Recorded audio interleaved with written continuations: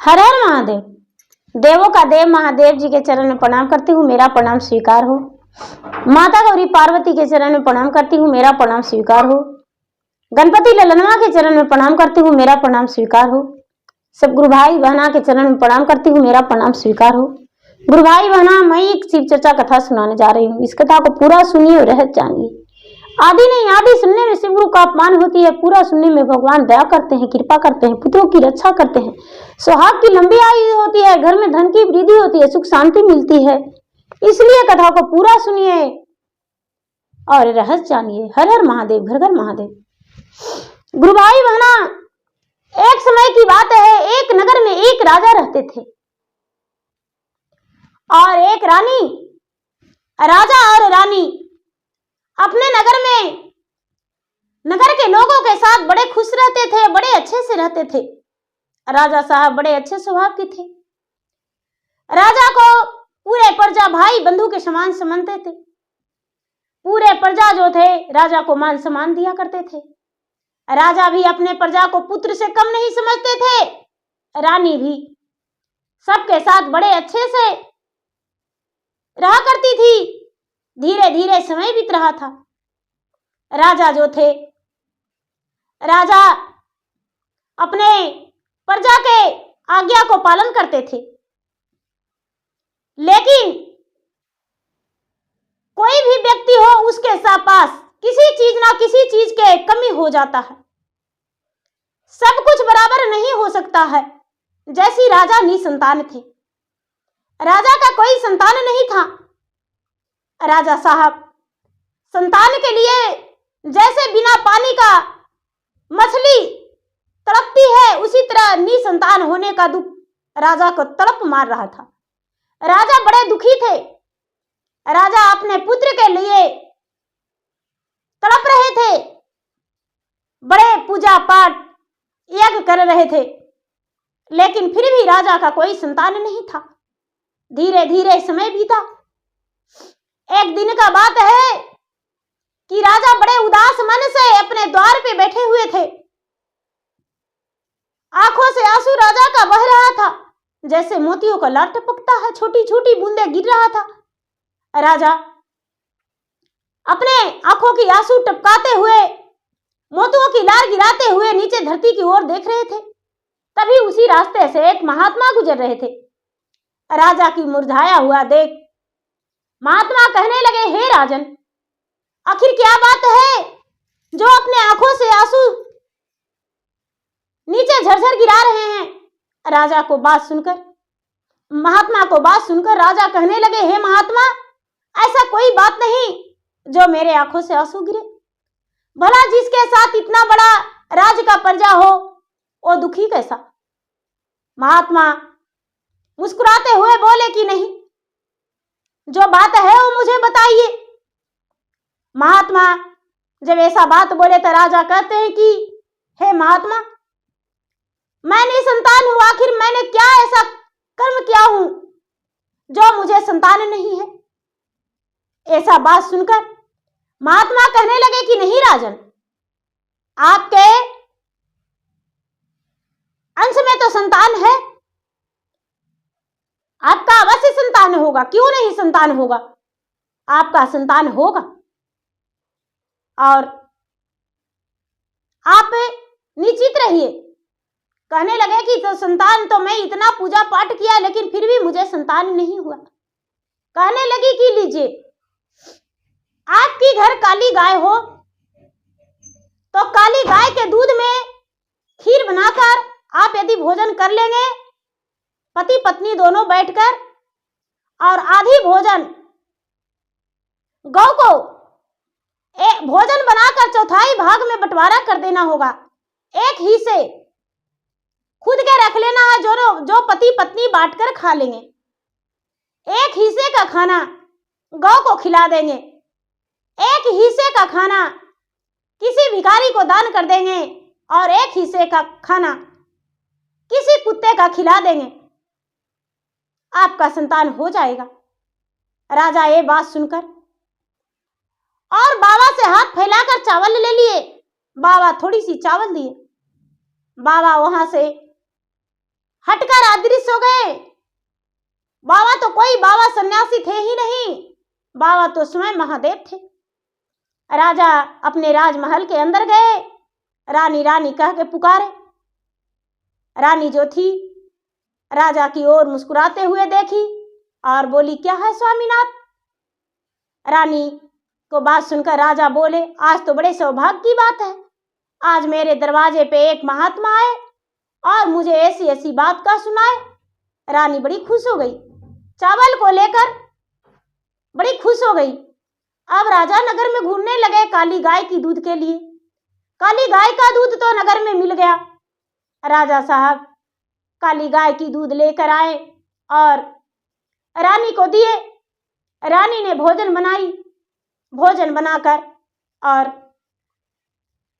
राजा ने अपने हाथों से 4 हिस्से में बांट दिए, जिसमें एक हिस्से में राजा और रानी का थाल में परोसा गया। एक हिस्से का भोजन राजा साहब अपने हाथों से गौ को खिला दिए। एक हिस्से का भोजन राजा साहब किसी भिखारी को दान कर दिए। एक हिस्से का भोजन जो दरवाजे पे बिना पैसे का पहरेदार कुकुर था उसे खिला दिए। अब राजा रानी दोनों प्रेम से बैठकर भोजन कर लिए। धीरे धीरे समय बीतने लगा। 2, 4, 6 मास बीता। रानी गर्भवती हो गई और रानी जब गर्भवती हो गई तो राजा को बधाई दी।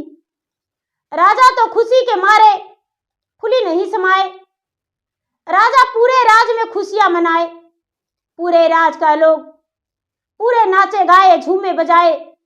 अब तो राजा का घर में भी सूरज का किरण आने वाला था, दीपक जलने वाला था, खुशियों का बहार आने वाला था, फूलों का बारिश होने वाला था। अब तो राजा बड़े खुश थे। प्रजा भी राजा के साथ साथ कम नहीं, राजा से कई दुगना प्रजा खुश थे। अब तो धीरे धीरे समय बीतने लगा। 9वां महीना पूरा हो गया रानी का। रानी का 9वां महीना पूरा हो जाने के बाद रानी का ओद्र से एक सुंदर सा बालक जन्म लिया। राजा अपने पुत्र को देखकर बड़े प्रसन्न हुए, बड़े खुश हुए। धीरे धीरे समय बीतने लगा। राजा रानी के छत्र छाया में वो बच्चा पलने बढ़ने लगा। राजा का जो बेटा था वो बड़े संस्कारी और बड़े छत्रबली था। पुत्र जो था उसे बढ़ने का एक जो सवा जो बढ़ रहा था, दिन दोगुना रात चौगुना बीत रहा था। बच्चा जो था बहुत जल्दी जल्दी बड़ा हो रहा था। अब तो धीरे धीरे धीरे धीरे बच्चा 10 साल का हो गया। बच्चा बड़ा शरारती था। बच्चा किसी के पास लटक जाया करता था। राजा रानी बिल्कुल उसे डांटते ही नहीं थे, अपने सर पर चढ़ा रखे थे। बच्चा किसी के साथ खेलता, किसी के साथ खाता, किसी के साथ चला जाता। पूरे राज के लोग उसे प्यारा ही प्यारा कहते पुकारते थे। अरे मेरा प्यारा भी बच्चा है, मेरा प्यारा भाई है, मेरा प्यारा राजा का बेटा है, ऐसे कह के पुकारते और अपने घर लेकर चले जाते। एक दिन का बात है, राजा साहब मंदिर गए थे, रानी भी मंदिर गई थी। उस बच्चे ने राजा के साथ मंदिर गया। मंदिर के बगल में एक सन्यासी बाबा थे जो 12 बरस से लगातार तपस्या में थे। सन्यासी बाबा को नाम से उनका जाना जाता था। बाबा नहीं भोजन करते थे, नहीं उठते थे, नहीं जागते थे, नहीं सोते थे। बाबा चुपचाप आंख मूंद के रहते थे। बाबा में कोई टच नहीं करता था। राजा का बेटा शरारती सन्यासी बाबा के सिर के ऊपर जाकर घोड़े की तरह चढ़ के बैठ गया। राजा रानी पूजा कर रहे थे। जब निकले तो राजा रानी हंस पड़े। बच्चे को शरारत में बाबा के कंधों, सन्यासी बाबा के कंधों से नहीं उतारे। सन्यासी बाबा एक बार गुमसुम चुपचाप उतार दिए, लेकिन फिर से वो बच्चा बाबा के कंधों पर चढ़ गया। बाबा फिर से गुमसुम उतार दिए। बाबा तो किसी से बात नहीं करते थे। कई बार ऐसे किए, लेकिन फिर भी राजा चुपचाप रहे। शरारत से भरे हुए बच्चा बाबा के सर पर उछल उछल कूदने लगा। बाबा गुस्से में सन्यासी बाबा आ गए और कहने लगे, बालक, तू किसका पुत्र है वो तो मैं नहीं जानता, लेकिन मैं तुम्हें श्राप देता हूं। तू 12 बरस तक लगातार नाग बन के रहोगे, अपने माता पिता से वंचित रहोगे, माता पिता से दूरी हटकर रहोगे, 12 बरस तक लगातार एक सर्प बन के रहोगे। और उसके बाद कोई भी राजकुमारी यदि सर्प रूपी में तुमसे ब्याह कर लेगा तब तुम्हारा ब्याह हो जाएगा और मनुष्य तन रूप बदल जाएगा। लेकिन तुम्हें यदि कोई भी लड़की पसंद नहीं की तो तुम्हारा सर्प रूप भी बदलेगा नहीं। शरारत से भरे हुए दुष्ट बालक, तूने मेरा धर्म को भंग कर दिया। मैंने 12 बरस से लगातार तपस्या में लगा था। राजा रानी क्रोध भरे हुए बाबा को कहने लगे, बाबा, इस श्राप को जल्दी से वापस ले लीजिए और नहीं तो आपको तेगा से काट काट के खंड से टुकड़े बना देंगे। लेकिन सन्यासी बाबा कहने लगे कि जो मुंह से आवाज निकल जाता है वो कभी वापस लौट कर नहीं आता। बादल जो गरजता है, बूंदों निकल जाता है, नीचे धरती पर आ जाता है, वो लौट कर आकाश नहीं जाता। जो महात्मा की आवाज निकल जाता है वो कभी वापस लौट कर नहीं जाता। बाण छुटी हुई बाण वापस नहीं तरकस में जाता। उसी तरह मेरा ये वचन है। अब तो कई लोग बाबा के हाथ पांव जोड़ने लगे, लेकिन बाबा किसी को बात नहीं सुने। अब बच्चा जो घर गया तो रात्रि में अपने माता पिता के साथ खाया सोया। सवेरा होते ही वो बच्चा बहुत भयानक नाग बन गया। अब भयानक नाग बन गया, राजा रानी पे अपना गुस्सा दिखाने लगा, जैसे लगता कि आग बबूला हो रहा है। राजा रानी को लग रहा था कि यदि मेरा बेटा सर्प भी बन जाएगा तो उसे खिलाएंगे पिलाएंगे और अपना घर में ही रखेंगे। लेकिन भला सर्प था तो राजा रानी के पास कैसे रहता। राजा रानी कटोरा में दूध रखे, सर्प जो था रानी को काटने दौड़ा। जैसे लगा कि रानी को निगल ही जाएगा, रानी झट से अपना कमरे का दरवाजा बंद कर ली। अब तो रानी को तनिक भी दिल में नहीं लगा कि ये मेरा पुत्र है। अब तो चुपचाप झट से दरवाजा बंद करके छुप गई। सर्प जो था, सर्प घर से बाहर हो गया, घर से बाहर हो गया और जंगल में चला गया। जब जंगल में गया तो जंगल में एक ऋषि मुनि रहते थे, महात्मा रहते थे। महात्मा जो थे पूरे दिन जंगल में नहीं रहते थे, इधर उधर मांगते थे, घूमते थे और उसके बाद शाम के समय में आते थे और शाम के समय में आकर और अपने कुटिया में रहते थे, भोजन बनाते थे और खाते थे और विश्राम करते थे। ये जो सर्प था महात्मा के पास चला गया। महात्मा के पास एक गैया थी। ये सर्प जाके महात्मा के पांव पे लिपट के और लौटने लगा। महात्मा कहते हैं कि अरे, इतना दिनों से मैं इस जंगल में रह रहा हूं, कोई भी सर्प मेरे पास नहीं आया और नहीं तो मेरा पांव में लिपटा, लेकिन ये सर्प में आखिर क्या है जो मेरा पांव में लिपट रहा है, मेरा पांव में गिड़गिड़ा रहा है। आखिर क्या कारण हो सकता है। ओह, मैं करूं तो क्या करूं, इसे कैसे मैं समझाऊं, क्या कहूं।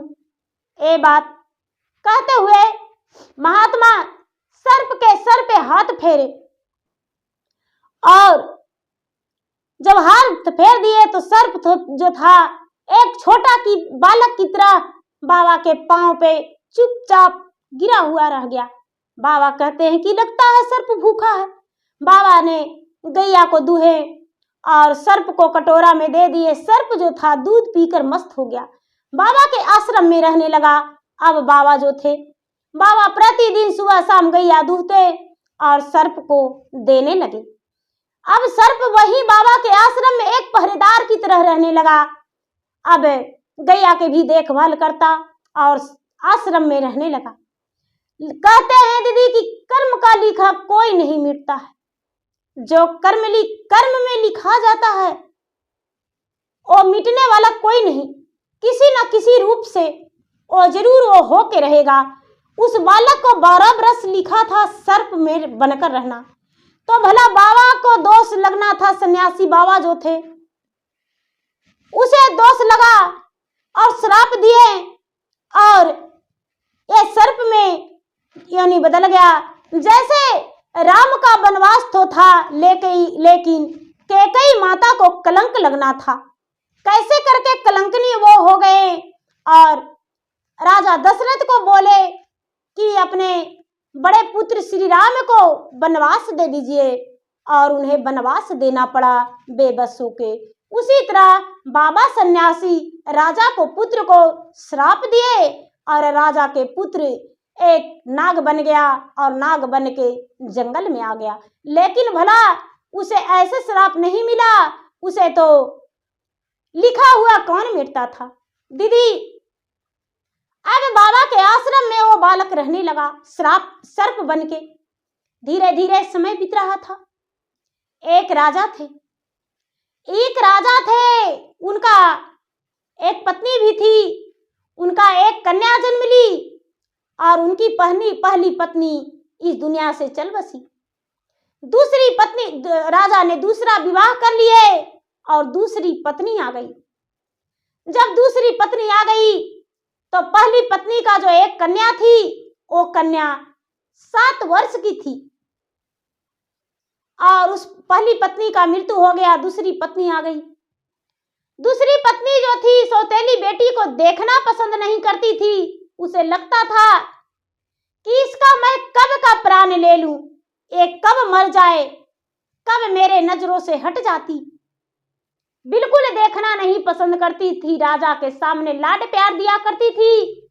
लेकिन जब राजा हट जाते थे तो अपने ही सौतेली बेटी को कभी डंडे से मारती, कभी चप्पल से मारती, कभी भूखे रखती, कभी नंगे वस्त्र से रखती। लेकिन राजा की सौतेली बेटी भला कहाँ जाती। धीरे धीरे समय बीत रहा था, बड़ी हो रही थी, तो राजा की सौतेली बेटी जो थी वो उसे सौतेली माँ बोली कि अरे घर पे रह के तू क्या करेगी, मेरा घर में तो दाई दासियां हैं, जा तू गैया चरवाहा के साथ गौ चराने जाना, थोड़ी गोबर लेकर आना, जिसे मैं गोईठा बनाकर जलावन बनाऊंगी। राजा की बेटी एक डलवे लेकर माँ की सौतेली माँ के अत्याचार से वो चल जाती थी गैया के साथ, गौ चरवाहा के साथ साथ गैया के पास चली जाती थी। गौ के पास जाकर थोड़ी थोड़ी गोबर ले आती थी और उसे गोबर के गोईठा बनाती थी और गोईठा बनाकर जलावन सुखाकर राजमहल के अंदर लाती थी। धीरे धीरे समय बीत रहा था। एक दिन उसी झुंड में एक काली गाय थी। राजा के राज दरबार में के अंदर एक काली गाय थी। काली गाय उसी जंगल में जहां पर वो नाग रहता था उधर चला गया। जब उधर चला गया तो राजा की बेटी अपना गाय को खोजते ढूंढते उसी आश्रम के पास चल गई। जब उस आश्रम के पास चल गई तो ये जो सर्प था, सर्प वो सोचता है कि अरे ये गाय के साथ जो ये लड़की आई है ये तो कोई राजकुमारी है, और यदि मेरा विवाह इससे हो जाता तो ये भी, इसका भी भाग्य बदल जाता और हम भी मनिस्तन हो जाते। मेरा भी 12 बरस पूरा होने वाला है, ये भी कन्या तो कम नहीं 12 बरस से ज्यादा के ही है, इसलिए इससे ब्याह मेरा हो जाता तो क्या दिक्कत था। सर्प जो है, सर्प राजकुमारी के आगे छेक लिया और जो बेचारी राजकुमारी तो थी राजमहल की बेटी, लेकिन गैया चराती थी और गोबर इकट्ठा करती थी। सर्प जो था, सर्प आगे छेक कर और कहती है कि ए, तू कौन हो और मेरे आश्रम के पास क्या करने आई हो? लड़की घबरा के नाक के बात सुनकर मनुष्यों का आवाज में कहती है, अरे मुझे मत काटना, मुझे खाना मत, बस दोबारा कभी नहीं आएंगे। सर्प बोलता है, आने के दंड लगेगा और मुझसे शादी करना होगा। यदि तू मुझसे शादी नहीं करेगी तो तेरे पिता को हम खा जाएंगे और तेरे माता का एक पुत्र है उसे भी खा जाएंगे और तेरा राजमहल के अंदर जितने लोग हैं सबको हम खा जाएंगे। वो लड़की कहती है कि आज नहीं कल कहेंगे। वो लड़की चुपचाप वहां से चल गई और जाकर अपने पिता के पास बैठकर अपना आंसू बहाने लगी। जब आंसू बहाने लगी तो राजा कहते हैं कि पुत्री, क्या बात है जो रो रही हो? क्या बात है, इतना आखिर क्यों रो रही हो? राजा जब ऐसा बोले तो राजकुमारी जो बेटी थी वो बेचारी तो गाय गोरू चराती थी, राजा भी उसे लाड प्यार नहीं दिया करते थे। कहती है, सुने मेले हो जे पिताजी हमारो बचनिया जी, सुने ले मन चित लगाई जी,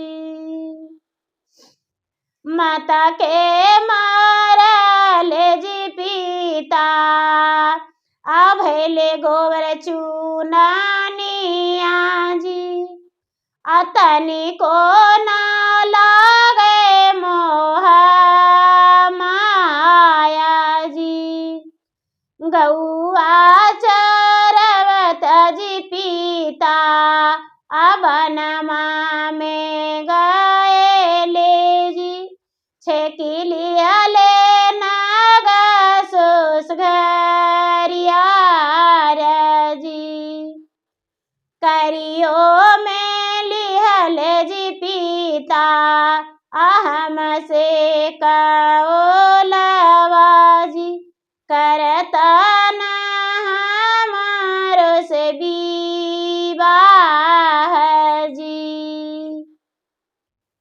राजा का तो पूरा शरीर रोम रोम कांप गया और कहते हैं राजा कि अरे ये क्या बात कहती हो, सर्प तुमसे ब्याह करेगा?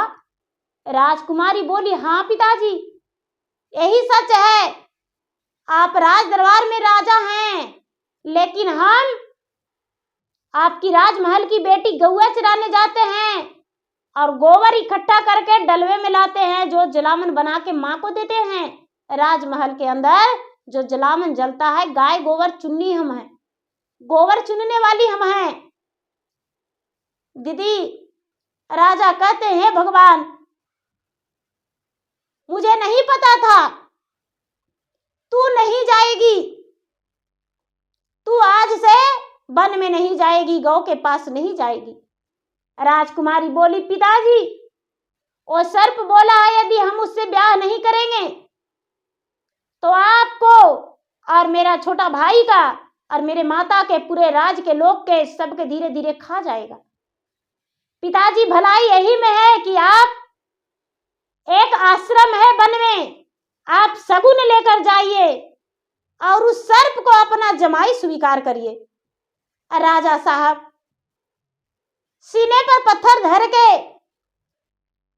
और अपने रानी से बोले, रानी तो खुशी के मारे फूली नहीं समाई। रानी कहती है, हाँ राजा साहब, इसका विवाह एक सर्प से ही कर दीजिए, बड़ा अच्छा रहेगा, बड़े सौभाग्य की बात है। राजा साहब नाई ब्राह्मण को ले लिए, मंत्री को ले लिए और राजा का छोटा बेटा जो था, एक ही बेटा था दूसरी पत्नी का, 5 व्यक्ति मिलकर फल फलहरी शगुन का सामान सब कुछ ले लिए, एक कटोरा में दूध ले लिए और वही वन में चले गए, जहां पर सवेरे सवेरे पहुंचे तो जो आश्रम में बाबा रहते थे, सन्यासी बाबा, वो आश्रम में ही थे। उनके पास गए, सन्यासी बाबा को कहने लगे कि बाबा, आपके पास एक सर्प रहता है, उस सर्प के हम अपने पुत्री के साथ विवाह करने के लिए शगुन लेकर आए हैं। ये बात सुनकर सन्यासी बाबा कहने लगे कि ठीक है, कोई बात नहीं, यदि आपका अपना पुत्री से सर्प से विवाह करना है तो इसमें मेरा क्या है, कर दीजिए। ये सर्प तो मेरे पास 12 बरस से रह रहा है। राजा जो थे, राजा अपने पुत्री के विवाह उससे तय कर दिए। राजा के द्वार पे वो सर्प आया। राजा मड़वा भतवान सब कुछ किए। राजा के आंगन में वो सर्प आया और सिंदूर सहुएला उठाकर राजकुमारी के मांग भर दिया। राजकुमारी सुहागन दुल्हन बन गई। जब दुल्हन बन गई तो सौतेली माँ तो खुशी के मारे वो दंग खुशी इतना खुश थी कि लग रहा था कि चलो मेरा रास्ते का कांटा हट गई और इसका विवाह एक सर्प से हुआ, अब तो इसे निगल जाएगा। लेकिन दीदी, जब राजकुमार विवाह करके मड़वा से जब दरवाजा पर आए और लड़की विदा होकर अकेले डोली से बाहर हुई, तो जब बाहर हुई तो भगवान के ध्यान करके भगवान से कहती है, हाथ तोरा जोड़िया माता, अगोड़ तोरा परियो जी, जनमाना दिहलु हमार, तू जोरा है तय माता, जीरा खोए छा देई ताजी, विदाना करत रोई रोई, माता मोर सौतेली माता, धन खोए छा दिहलन, विदाना कएलन ठठाई, जीरावा के खोइछवा माता, धमकाता जयत जी, धन खोए छा गड़ है शरीर जी, माता मोर रहे ताया जा, संग साथे जयत, सौतेली माई हाथी न कठोर।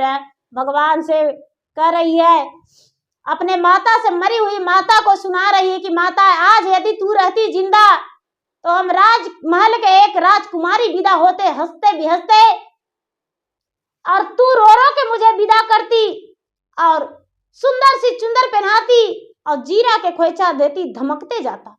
लेकिन सौतेली माँ जो है मुझे धान का खोइछा दे दी है और ठठा ठठा के हंस रही है कि मेरा सर्प से विवाह हुआ है, और देखो धान जो है मेरा बदन में चुभ चुभ गड़ रहा है, हम कैसे इस सर्प के साथ रहेंगे माता, तू तो मर गई हो लेकिन मेरा ख्याल करना। दीदी, इतना कह के राजकुमारी अपना दरवाजा राजमहल लांग दी और दरवाजा लांग दी दीदी, आगे आगे सर्प और पीछे से ये लड़की पैदल ही घर से निकल गई। सर्प आगे आगे सरसराते जा रहा है, पीछे पीछे बेचारी राजकुमारी रोते कपसते जा रही है। धीरे धीरे जैते जैते जैते जैते उसी जंगल में चला गया। जंगल में चला गया। बाबा जो थे ऋषि मुनि बाबा, वहां जो तपस्वी बाबा थे, बाबा के पास सन्यासी बाबा थे, सन्यासी बाबा के पास ये सर्प था, जो सर्प चला गया, और ये जो लड़की थी दुल्हन बन के वो भी चल गई। सन्यासी बाबा के पांव छुई, सन्यासी बाबा आशीर्वाद दिए। सुहागन रहने का, खुश रहने का ये जो लड़का था, लड़का भी सर्प रूपी में बाबा को आशीर्वाद दिया। अब सर्प कहता है कि बताओ सुंदरी, तू क्या मेरा से विवाह किया है दबाव में या सच्चे मन से? लड़की कहती है भाग का लिखा कोई नहीं मिटता है, शायद मेरा भाग्य में सर्प भी होगा, इसीलिए मैं अपना मर्जी से विवाह किया हूँ। सर्प बोला कि यदि तूने अपना मर्जी से शादी किया है तो अपना हाथ मेरे सर पे रख दो और मेरा शरीर को अपना सीने से लगा लो। जो राजकुमारी थी इसको डर कैसा, यह सर्प को अपना सीने से लगा ली और पूरा लिपट गई। जो सर्प था एक सुंदर राजकुमार बन गया।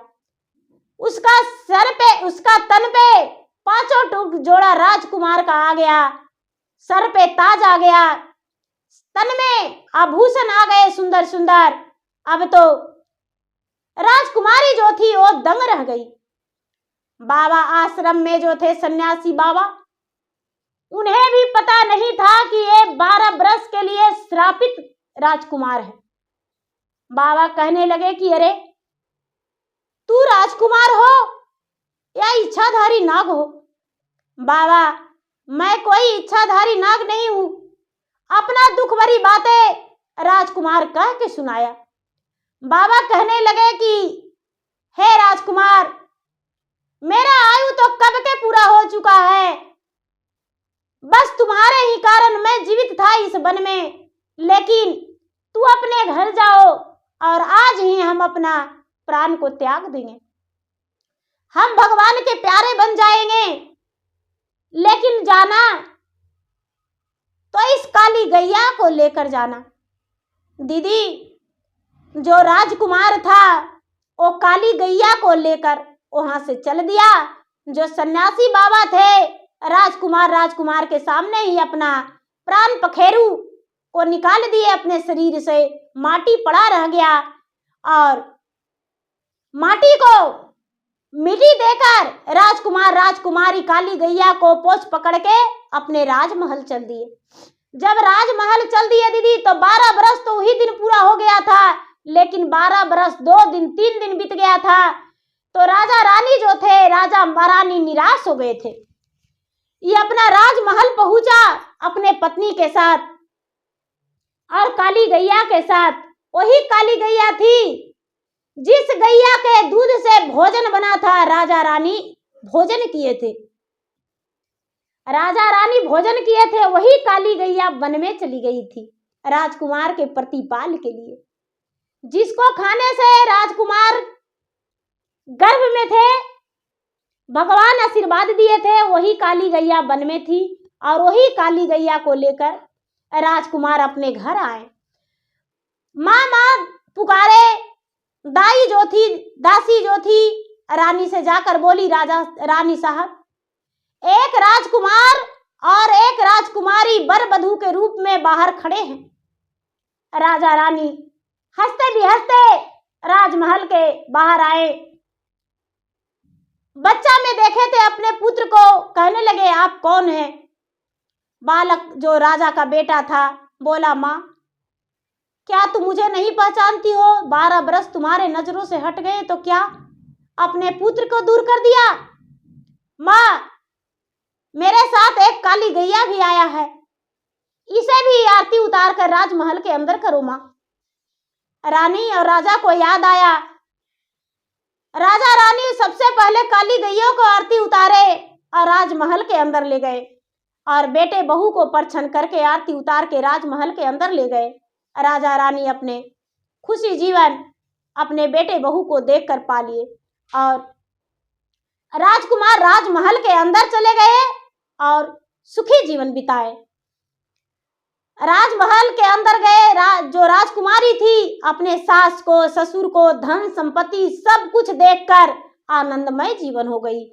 अपने भगवान से कहती है, अपने माता से कहती है कि हे माता तू तो चल गई लेकिन मेरा सारा सुख मिल गया। मैं जब तक सौतेली माँ के पास थी, जब तक मैं अपना दुखी जीवन बिताया, लेकिन माँ मैं तो बार बार कोसती रही कि तू मुझे बेकार जन्म दी हो, लेकिन जन्म देकर बहुत अच्छा कर्म की थी कि मैं एक सुहागवती और राजमहल की एक राजकुमारी राजरानी बन गई। मेरा सर्प से ब्याह हुआ, लेकिन वो तो बस एक दिखावा था, वो तो राजकुमार थे। दीदी जो सौतेली माँ के पास रही वो राजरानी बनी राजमहल की। जो सर्प बन के वन में रहा वो राजकुमार था, राजकुमार बन के राजमहल के राजा था, राजकुमार था और राज का उत्तराधिकारी बना। तो सर्प बना राज का उत्तराधिकारी। तो प्रेम से बोलिए शंकर भगवान की जय। तो गुरु भाई बहना देखिए, भाग का लिखा कोई नहीं मिटता है, जो भाग में लिखा रहता है वही होता है। देखिए राजकुमार को कैसे कैसे क्या हुआ और फिर कहाँ से कहाँ और कैसे फिर राजकुमार बन गया। तो गुरु भाई बहना मेरा वीडियो अच्छा लगे तो मेरा वीडियो को लाइक करें, शेयर करें। चैनल पर यदि नए हैं तो चैनल का सब्सक्राइब करें, बेल आइकन घंटी को दबाएं, जो कि मेरा वीडियो का नोटिफिकेशन सबसे पहले आपके पास जाए और आप मेरा वीडियो सुन सके, देख सके। कमेंट बॉक्स में हर हर महादेव जरूर लिखें। धन्यवाद। हर हर महादेव, घर घर महादेव।